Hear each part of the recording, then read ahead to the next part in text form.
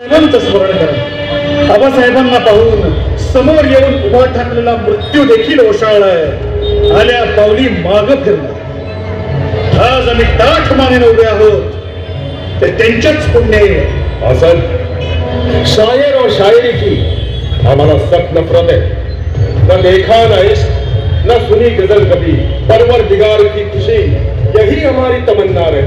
वाह हुजूर वाह. एक कमबख्त, शायरीची नफरत दाखवण्यासाठी सुद्धा तुला रचावा लागला एक गझल.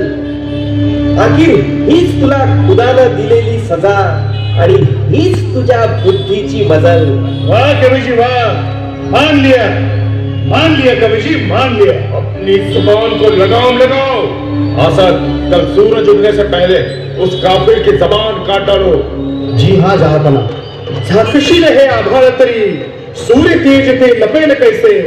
छाटशी ही जुबान जरी काव्य ते मरेल कैसे. जिवंत राहील गझल तराणा सरस्वतीचा हा नजराणा. अभंग अतूट आहे जैसा ताज गणा आणि मराठी बाणा. वाह राजे, पेटून उठेल हरेक मराठा.